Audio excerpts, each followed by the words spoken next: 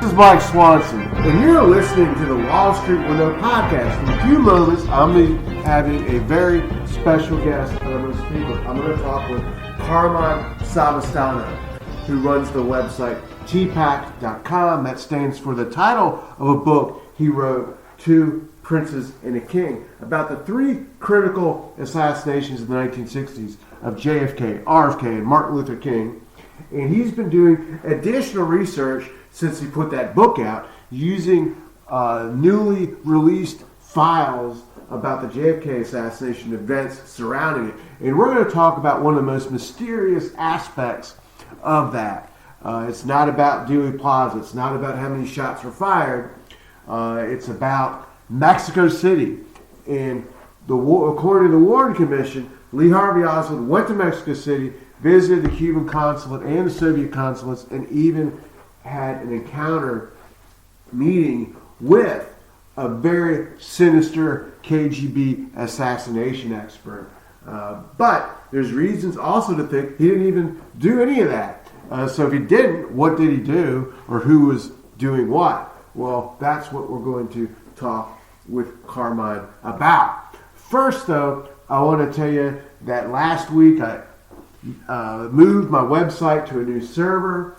It's faster now in load time. In fact, it's so fast that I've used this thing called Google Website Test Speed. It says it's the top 97 percentile of load time on desktops. And the mobile speed up is faster too. So if you like visiting websites using mobile phones, now we're set up for you because it was slow in the past. Now it's fast. And because of all that, expect to see more articles from a more frequent pace. And this is something I plan on. I'm just starting to get that going. But you'll see just more and more information because we're in an information time, no doubt about it. And that leads to a question I've been getting the past couple of days because it's a breaking story. And that's about this coronavirus that started in China. As far as the news this morning, 9 people there have died. And it's spread to Australia. There's a case in the United States, in fact, and a few critical airport places in the world, international airports, are screening people for this. And something similar called SARS broke out over 10 years ago in China, and it was really disruptive and awful, and it caused a lot of hardships. So people are wondering, is this going to make the stock market drop? And I don't think so. And we're in a strange moment where the news events don't really matter when it comes to the stock market. Just 3 weeks ago, if you can recall, we had the Trump and Iran situation where Trump killed one of their generals. Iran shot rockets at an American base. A couple soldiers, now we find out, have been injured and had to get help. But the price of oil shot up. The price of gold shot up during that time and have since come back down. But I was saying at that time to ignore the news events, that they would only have a temporary impact on any market, even the gold and oil market, and the larger trends are what matters. And the stock market barely did add any reaction to those Iran events. And I think the same thing is going to be the case with this coronavirus story, that the stock market is going to pretty much ignore it because it's just the trend is the trend, and that's really the most important thing. And when news items cause a temporary reaction opposite to the trend, it's just a temporary thing, and you just, however you want to trade, you use that to take advantage of it. So that's my opinion. I'll have more to say in my emails and posts on the website about the markets and so forth. So with all that said, let's go on to Carmine after one quick commercial break. Go ahead, caller. Hey, I'm interested in the truth about the JFK assassination. Right. Well, what do you want to know? Judy Baker's wild claim, Oswald girlfriend, she knew Ruby and Barry, cancer weapons. Really? I imagine I could claim I have 4 wheels. It doesn't make me a wagon, but okay. Oswald was on the kill team and trying to prevent the murder of John Kennedy. Come on now, has a real expert on the JFK assassination looked into her claims? Go to Amazon.com, enter Judith Baker in her own words. You'll get results for a digital copy of a book where Walt Brown utilizes her own words and the known evidence in the case to get at, well, a different perspective, let's say. You can get Judith Barry Baker in her own words from the author himself, signed if you request it by contacting Dr. Brown at KIASJFK@AOL.com. It's a fun book, and it actually dissects the many, many fantastic claims. Judith Barry Baker in her own words. Thank you for all the great information. Hi, how you doing, Carmine? I'm doing good, Mike. Good to be back. Yeah, thanks for joining me. I know you've done a lot of new research into Oswald and Mexico City, and I want to refer people to your article, link to it, that's on your website, tpac.com, so they can find the references. And I find personally, I understand things better when I read it instead of just listen.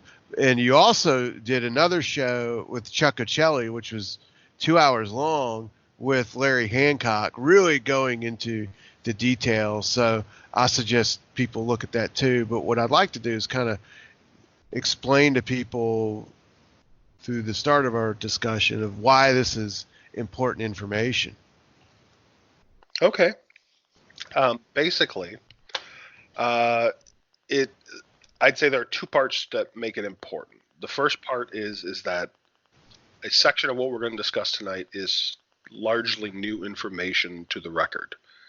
It existed in some form over the years in stories and in different books. People have made claims regarding it, but there's never really been a firsthand account that was just given out basically a free account that was given to the press or to the public that we could look over.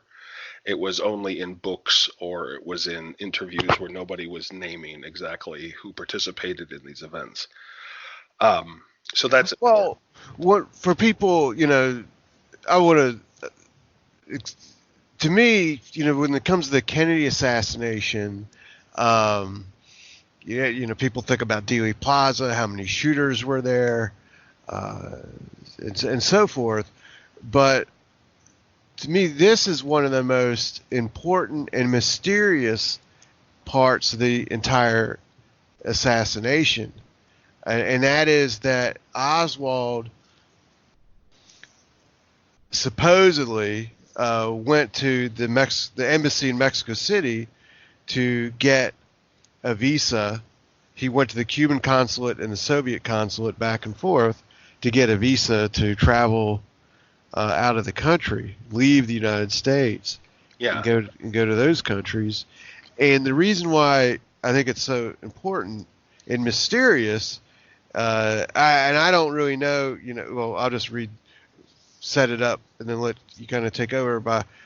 I'm going to read something. Now, the day of the assassination, Lyndon Johnson flew to Washington, D.C., along with Jackie Kennedy. There's famous photographs. But the next morning, the very first conversations he had, which we don't have a transcript of, were with the CIA director John McCone and McGeorge Bundy. They had a meeting around 9 o'clock in the morning. Dean Rusk was there. And apparently they discussed, part of the discussion was Oswald going to Mexico City and visiting the Soviet embassy and contacts he may have had there. But again, we don't have a real transcript of this discussion. It's a little murky. But at 10 o'clock, he had a phone conversation with J. Edgar Hoover, which we have a transcript of. And I just am going to read a part of that. And this is J. Edgar Hoover. Well, this is Johnson. he asks J. Edgar Hoover, have you established any more about the visit to the Soviet embassy in Mexico in September? Now, this is Hoover's response. No, that's one angle that's very confusing for this reason. We have up here the tape and the photograph of a man who is at the Soviet embassy using Oswald's name. That picture and that tape do not correspond to this man's voice nor to his appearance. In other words, it appears that there's a second person who was at the Soviet embassy down there. We do have a copy of a letter which was written by Oswald to the Soviet embassy here in Washington, inquiring as well as complaining about the harassment of his wife and the questioning of her by the FBI. Now, of course, that letter, we process all the mail that goes to the Soviet embassy. It's a secret operation.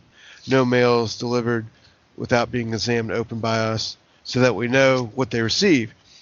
Such a letter was sent to the embassy by this fellow Oswald, making a complaint about his wife being harassed and questions. The case as it stands now isn't strong enough to be able to get a conviction. Then there is unclear, is what the transcript says, angle. I think we have a very, very close plan. Now, if we can identify this man who's at the Mexican embassy, at the Soviet embassy in Mexico City, the embassy in Mexico City, this man Oswald is still denied everything. He doesn't know anything about anything. But the key about this, the whole letter to the Soviet embassies, could be a whole show on that. But the whole key is here's J. Edgar Hoover saying that somebody using Oswald's name went to the Soviet embassy. He was photographed, and it wasn't Oswald in the photograph. And they have audio surveillance, and the person on the phone calling these embassies wasn't Oswald either.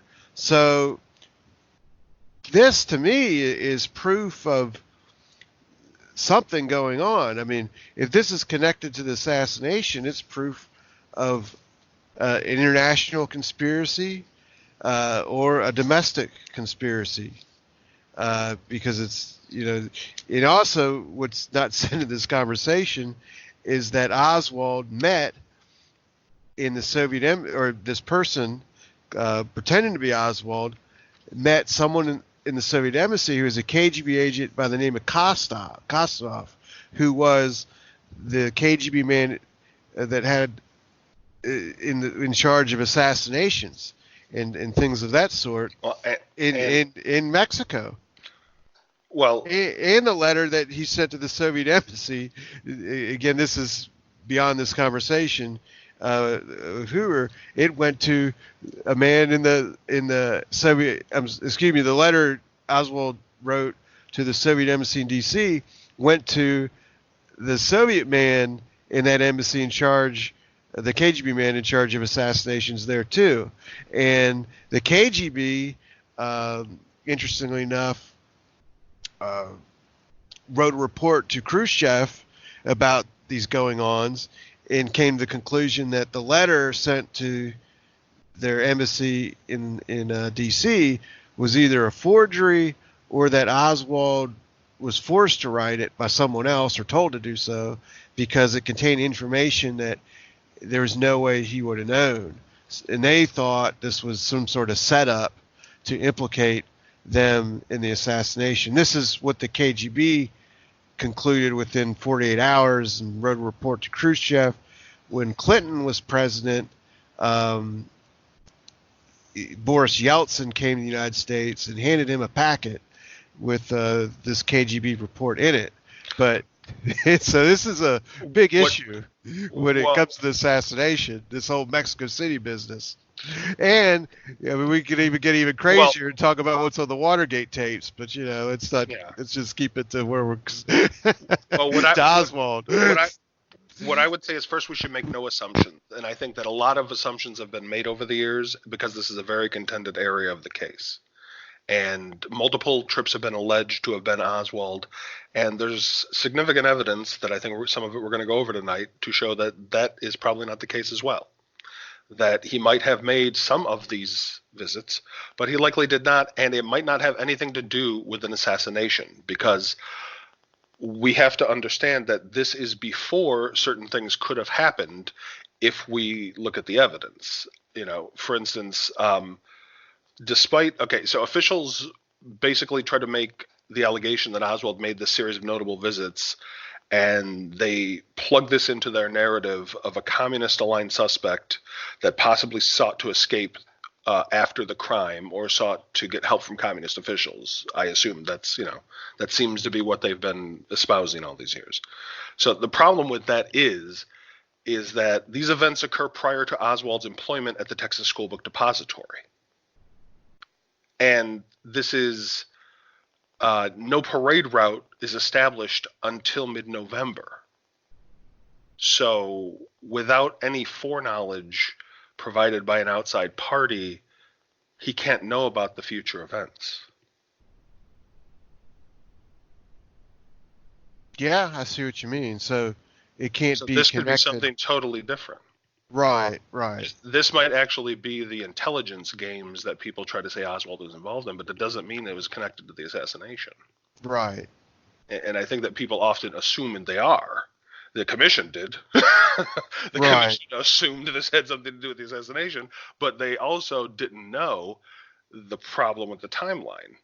That if Oswald is a lone gunman, he can't know until a couple of days before the assassination, which means Mexico City has nothing to do with the assassination. So if he's a lone gunman, this is something different. Mm-hmm. If he's not, then yes, it doesn't for a larger conspiracy, but it means that somebody else has to be informing him. What we discussed tonight, I don't think necessarily goes to that, but I think it goes to there was another person, there was something else going on, and it's likely he was impersonated. Now, what that means, there are now new leads and new questions, of course, but so I just wanted to make that clear, though, is that a lot of people assume, and officials especially, that it had to do with the assassination, but if we look at it in the context of Oswald doesn't have the job and there's no parade route yet, then he can't know unless someone is telling him there's going to be an assassination later. So he goes into Mexico City not necessarily for the assassination, but with some other thing in mind. And this trip is in September, so when was the Kennedy trip to, November. Yeah, I mean, when was it announced? Oh, it was announced. I believe it was announced I don't think the parade route was announced until the 19th. Right. Just days before the assassination. Yeah. And there was talk of it in early November, but there was never any specifics. And I'm still, anyway, and it wasn't even, anyway, as you said, no one knew that Oswald certainly wouldn't have known that the parade route would have gone by the Texas School Book Depository until just 3 or 4 days before the assassination. Really 2 days before, because the planning the week going into it had an alternative route, and then they decided to do the one they used within 48 hours. So. Well, and then you have the fact that he's not even working at the depository yet. Yeah, that's right. But it's not just him. The Soviets wouldn't have known all this either, or Cubans or whatnot. Yeah, no. So I really think that this is all another beast. It's really close in timing, which makes it, people assume. But this, I think at best the closest that this is going to have a direct link to the assassination is the intelligence interest in him at the time. But I don't necessarily think that automatically means it has a direct connection to the events in Dallas. Right.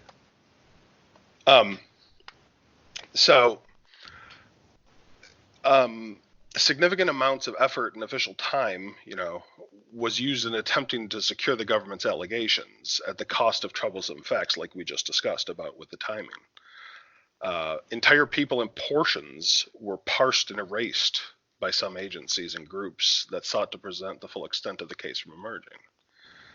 So one of the big portions of the information tonight is on September 27th, 1963, a man calling himself Lee Harvey Oswald appeared within the Cuban embassy in Mexico City And following some discussion, he demanded a visa to Cuba and intended passage to the Soviet Union. This individual knew a number of biographical details about Lee Harvey Oswald that included Oswald's face, claim of membership in the Fair Play for Cuba Committee, living in Minsk, and that Oswald married a Russian woman.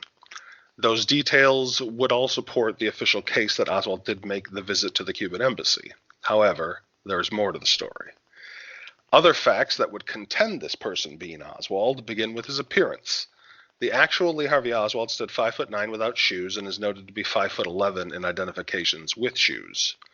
Oswald had medium-length receding hair and was dark-eyed, weighed at least 135 pounds, had wiry muscular build, and was 23 years old at the time of this event.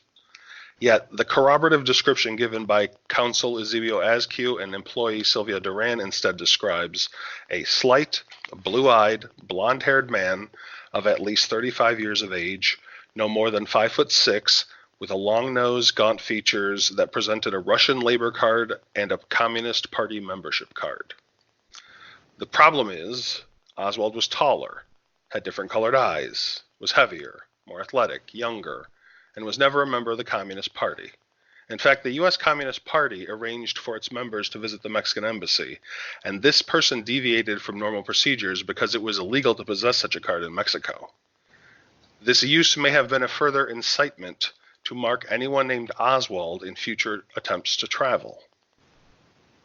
Thus, a man who looked nothing like Lee Harvey Oswald, bearing a card that Oswald never possessed, went to the embassy compound and caused a problem with its employees, according to U.S. officials, to somehow assure he could travel for a plot he could not even be aware of yet, unless some outside party provided him knowledge. I just want the deficient narrative of past officials to be clear. Sure. So that is what basically they didn't realize they were saying, but that is what they were saying. So I would contend with the legal statements of both witnesses and the actions outside of Oswald's power, such as presenting a membership card from a group he was never a member of, paired with limited information about Oswald in 1963, lends itself to him being impersonated. Now, add the lack of CIA photographic coverage for this period, the later proven attempts by CIA sources and agents to discredit Sylvia Duran with stories of her and Oswald being lovers and meeting at unproven gatherings. And then further earlier documents additionally reveal that Askew's conflicting descriptions too were largely ignored until the House Select Committee's investigation over a decade after the Warren Commission decided Oswald was guilty. Despite officials ignoring his testimony, Askew would repeat to later Select Committee investigators, the man Jack Ruby shot, quote, was not the same individual who visited the Cuban consulate, and he would have never identified Lee Harvey Oswald as the man who visited the Cuban consulate in 1963. Wasn't that something? Yeah, and that's in the official record. So this was known if you paid attention, if the officials were willing to pay attention, but they weren't, or they didn't want to because it deviated from, their narrative. But their narrative is that he went down there and acted crazy. Yeah, multiple times in both consulates. So what is it that he allegedly did? Well, according to, on the 27th, this date in question, he basically got into a fight with both Duran and Askew and demanded that, he be given the visa and, that he be allowed to go to Cuba and to Russia. And then we'll get into his supposed crazy visit later on to the Soviet embassy. All told, I believe officials accused him of 5 or 6 visits between the two embassies, having visited them 5 or 6 times, plus phone calls. Well, but they have no photographs of any of it. They have no tapes of any of it. They claim that they were destroyed for various reasons over the years. Yeah, but even though we know the FBI had possession of some, and a whole other story is the CIA was taping it too, and they had in the 70s they said they destroyed it all. Yeah, well, at some point too, I believe originally, because the stories changed depending on who you asked in the CIA. Because I remember they said originally they were destroyed in the '60s, then they found them at the end of the late '60s, then they got destroyed again in the '70s,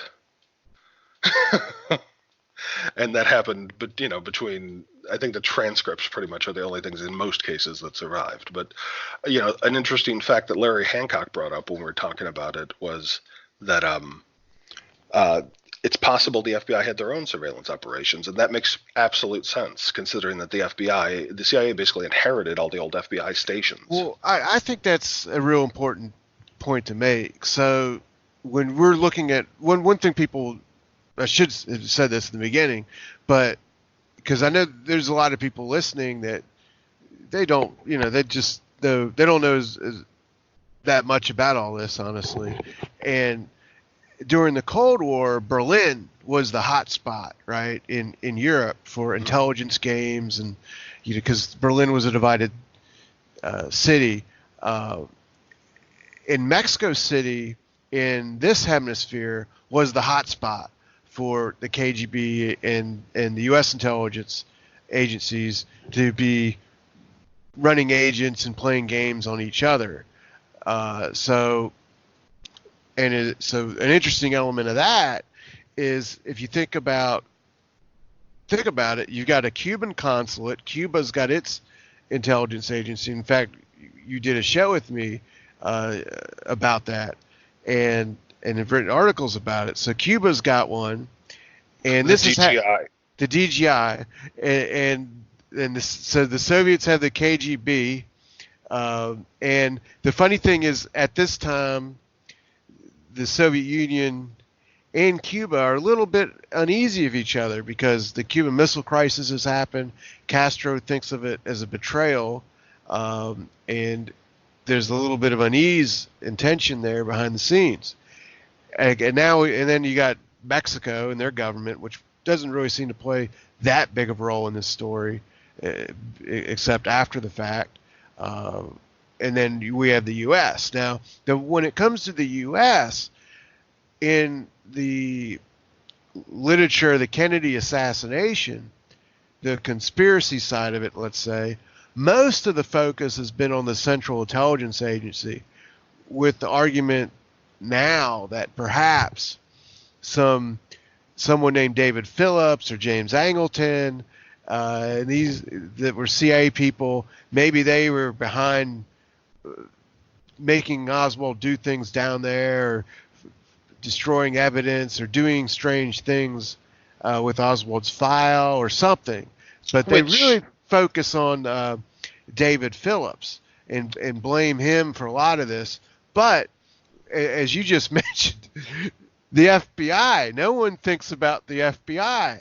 And the reality is the FBI had been active in Mexico City for decades before the 1960s. The CIA didn't even come into being until 47 in the OSS, during World War II.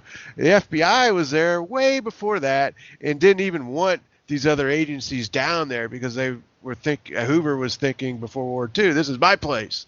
Well, okay, FBI, CIA, and then you've got NSA. You've got the 61, I believe NSA came around. So. Well, yeah, NSA. NSA has wiretaps. That's in some of the files, right? Of some information, just at least a little copies. bit. Yeah, a little bit is dribbled out, not that much.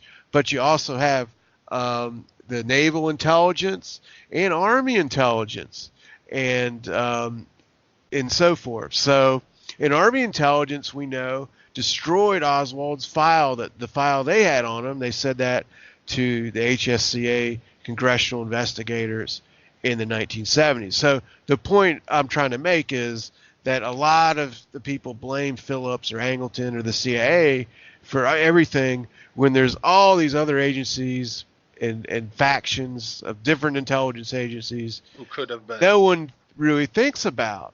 So it's a big story, and honestly, it's something I know is a complicated topic, and I want to spend time going through it myself. So I don't have any conclusions until I hope to do that someday. Yeah. Well, and I don't think at this point, I think what some of the information that we've gone over and what we're going to go over proves that it's probably a mistake to have any definitive conclusions. And some people have over the years tried to make definitive statements. We don't know enough yet. There's much more to learn. And, until we know, at the very least, until we know what happened every day, we shouldn't be saying we know exactly what happened down there. And it's bigger than just trying to make this a one-person game is not realistic. It is multiple agencies and it is multiple people, and it doesn't necessarily, just as we went over with that Oswald couldn't have known unless he was given knowledge by some outside party of any of the future events. The assumption that even those events are connected is a mistake to make. Well, it could be that someone impersonated Oswald and for an operation, a counterintelligence operation, or to discredit him or something. And when the assassination happened, he just happened to be a good subject to use. Well, either the weeks into the assassination, some people decided to use this Oswald character, and then immediately after the assassination, the events around Mexico City evidently were used I'm willing to say that people in the CIA were funneling information and trying to connect Oswald to Cubans or Soviets. Oh yeah, and handing that to John McCone, before Johnson's speaking to Hoover at 10 a.m. on the 23rd.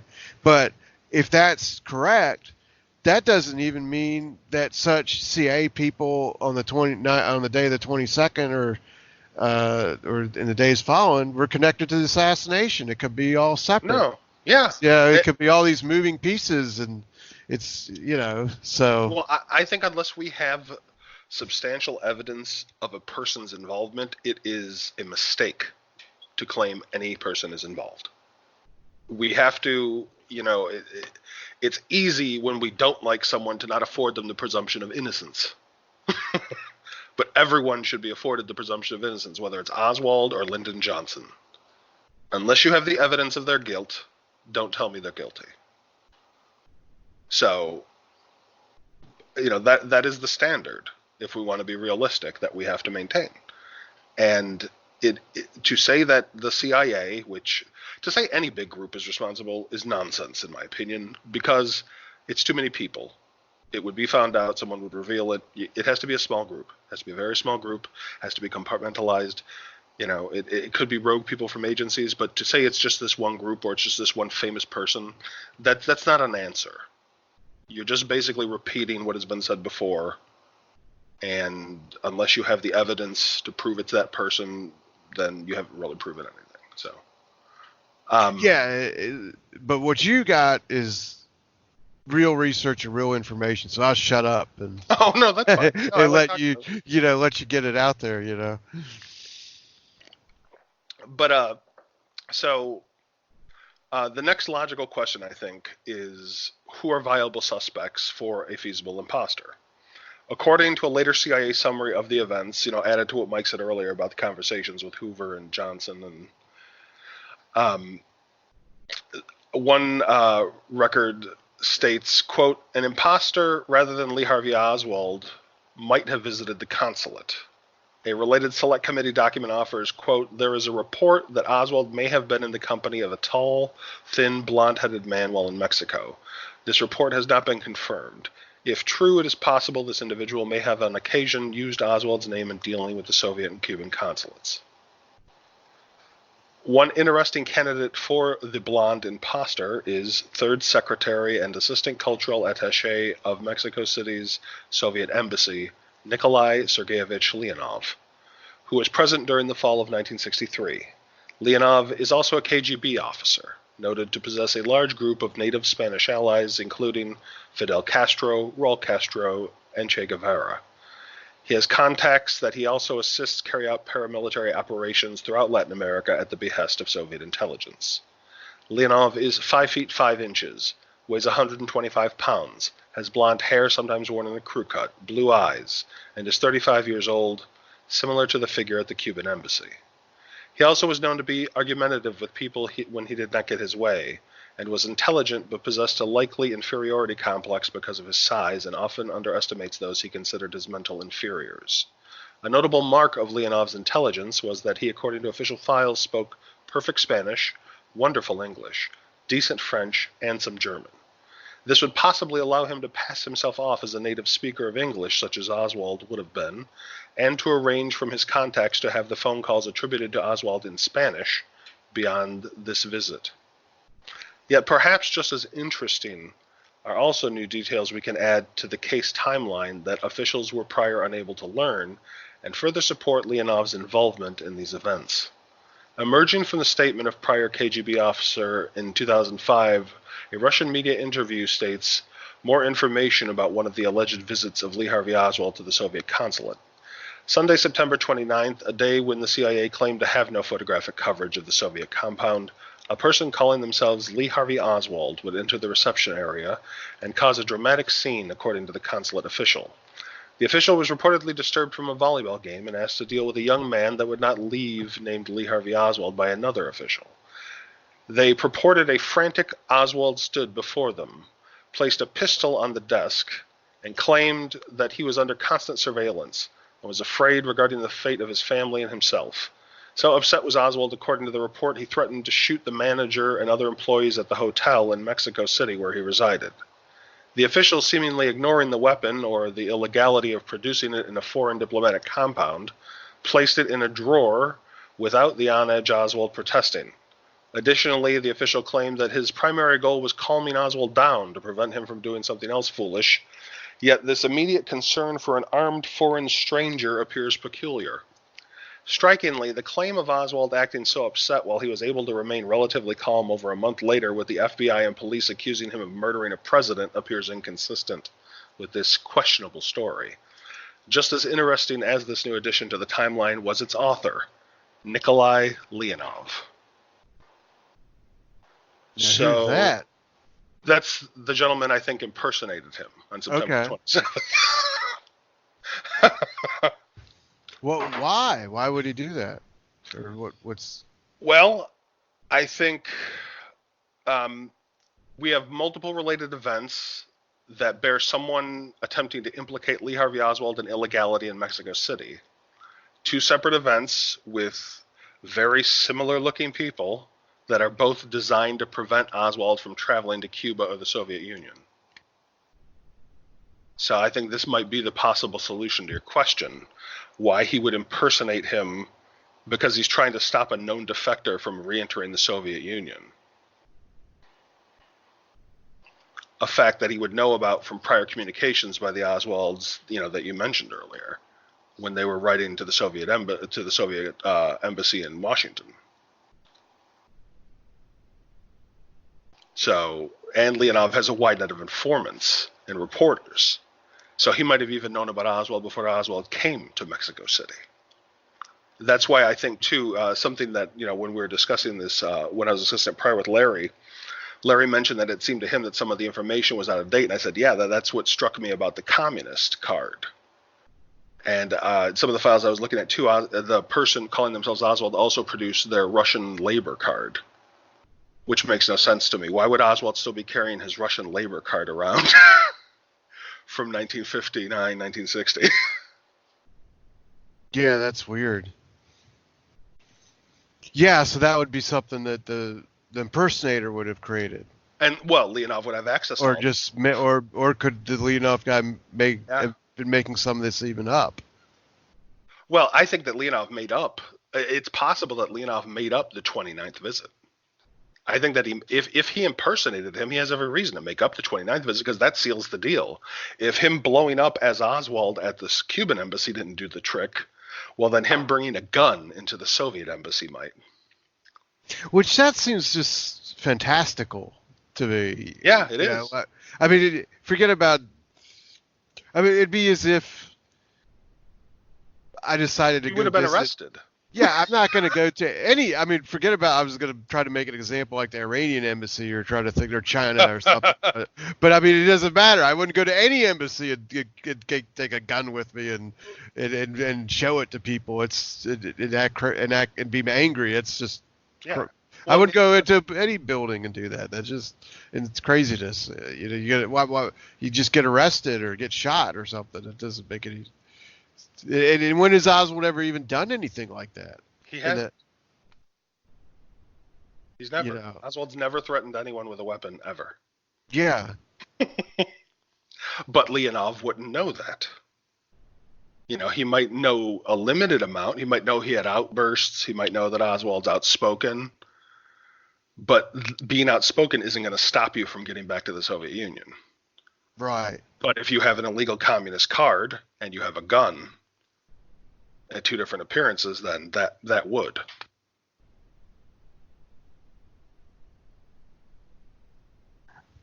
What have you found that's new about him in the different files?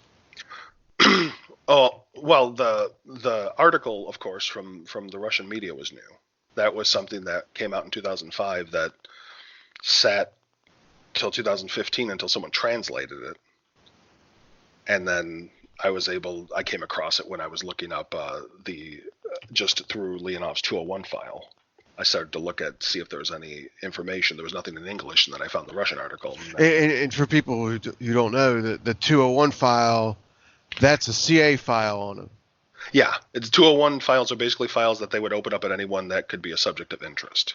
The CIA would create it. Yeah, the CIA would create a 201 file basically, and if you were a threat, if you were a possible target of intelligence, if you were of interest to them, you would get a 201 file created on you. And you have access to this information because it was released with the JFK Records Act, records related to the Kennedy assassination.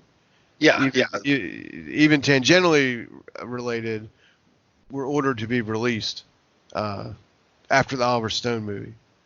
Yeah. There was the round in the 90s of the AARB, of the Assassination Records Review Board, and then some of the files that that you can see in my article that there's links to are from the later round of 2016-17 releases. So people could go to your article and actually see what these files look like. They can see they can go through all file, what CA files really look like. Because many people have never seen that. Yeah, you can go through it. They're all hosted by the Mary Farrell Foundation, which is a nonprofit that I work with and that has done some great work as far as putting a lot of evidence for people to be able to look up themselves. And, fortunately we have people that'll do it, but unfortunately officials never bothered. So it's taken a lot of public work and, decades of people in the public putting out information and delving into the files to bring more information forward. Because honestly, I don't think a lot of officials want these answers out there because it begs more questions. Yeah, that's true. With this information that we now have that didn't exist before, we can see that Leonov is now claiming that Oswald did these remarkable, dramatic things that I think are highly questionable, and there's a lot of evidence for.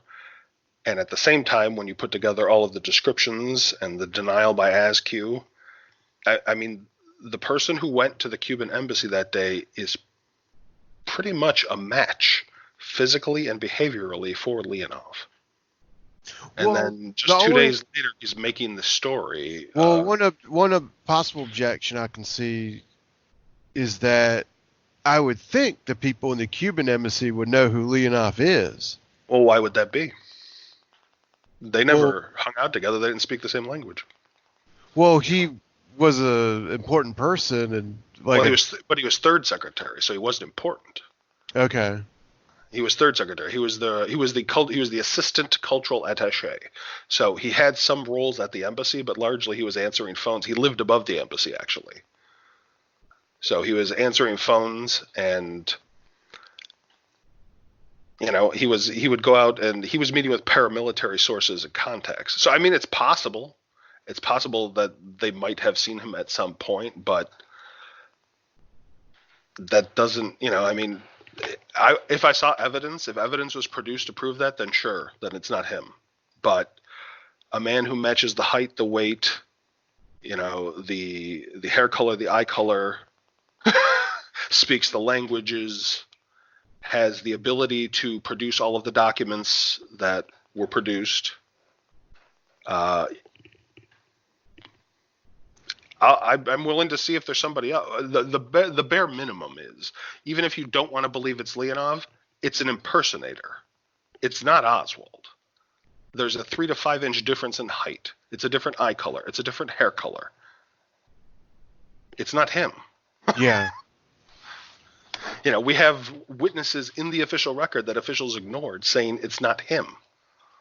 And as it stands, we don't have any other candidates except Leonov. Yeah.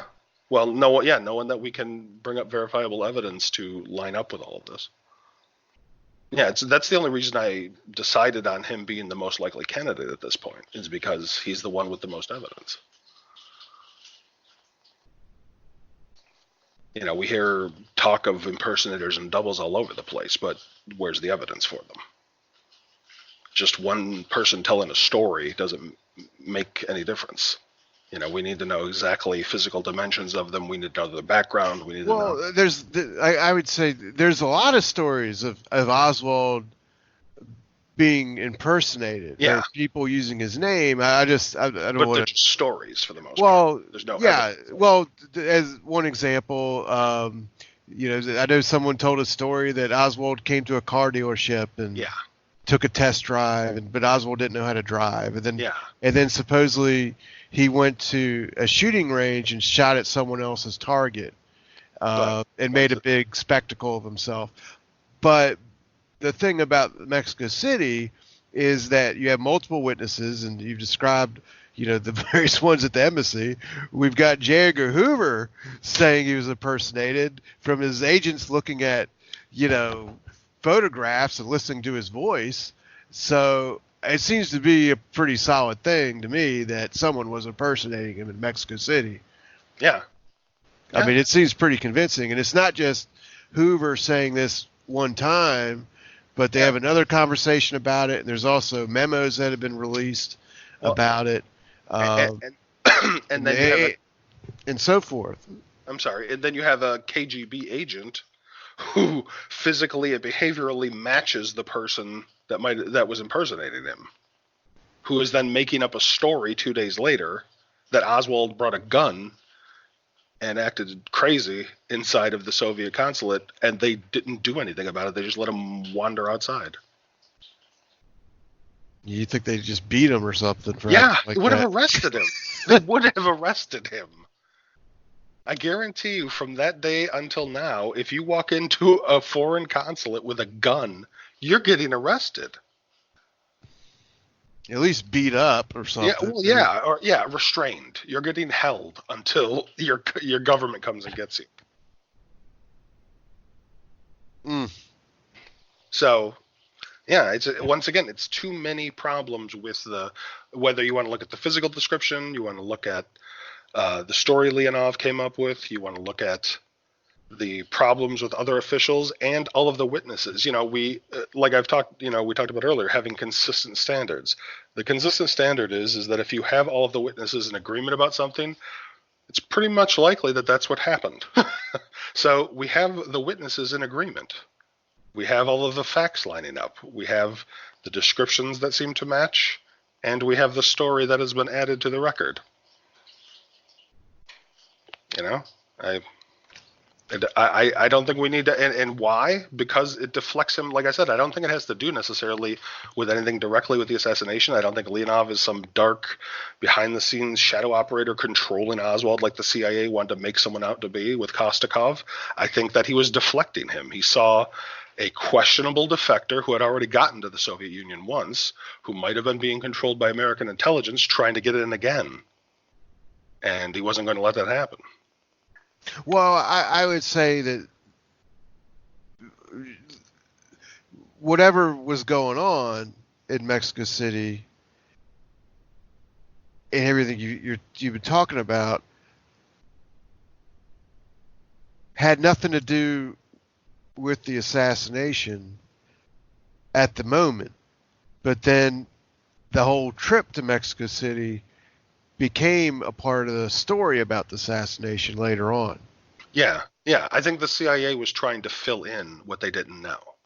And they had always wanted, whether it was the CIA or military intelligence, they wanted a war with Cuba and Russia. They always wanted a war with Cuba and Russia. They were trying to kill Castro at the time with the Castro plots. So Oswald was useful to that end. If they could somehow connect him with them, maybe they'd get their war. What do you think of that? Well, I think that's probably why it all happened, but that's another story. Exactly. Another story for other people we'll have to go into. Other possibilities. But yeah, no, to me the most important thing, though, is that we were able to fill in some more of the timeline. Right, that's right. Whether or not we can believe everything Leonov is claiming, at least we now can say what the purported story was for that day. Mm-hmm. And it's from the KGB side now, so it's not just what officials are saying. Mm-hmm.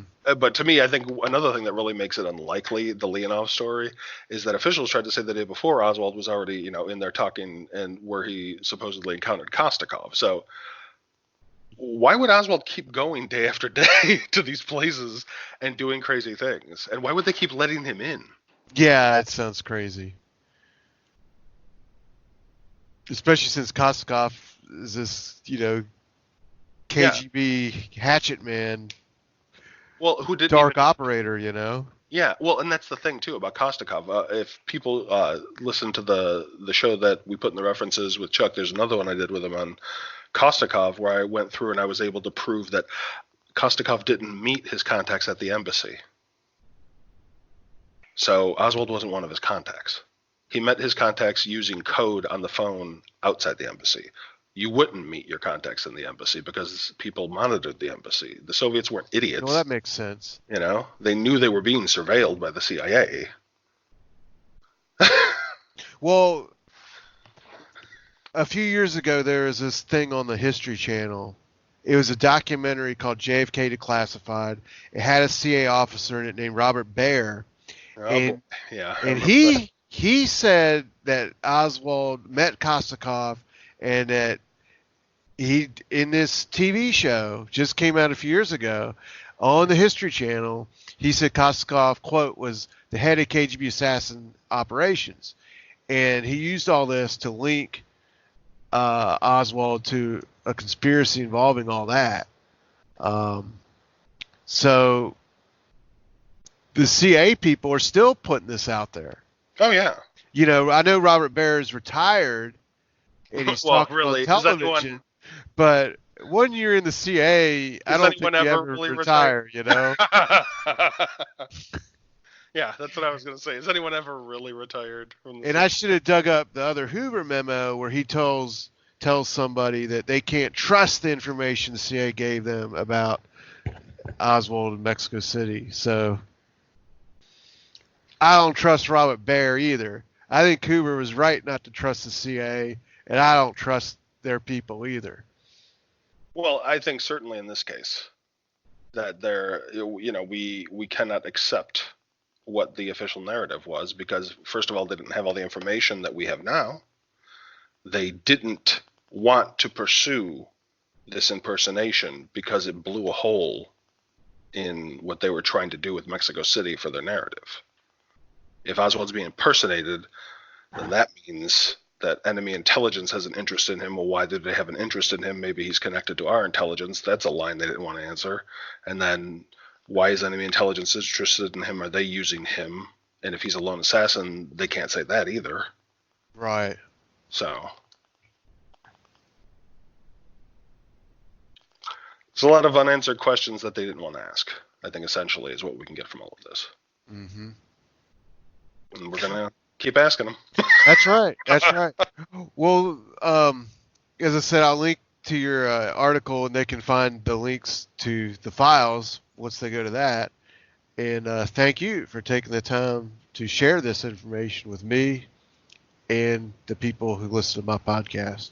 Well, I hope everybody enjoyed it. It was good to talk to you, and talk to you again in the future. Thanks. We'll see you.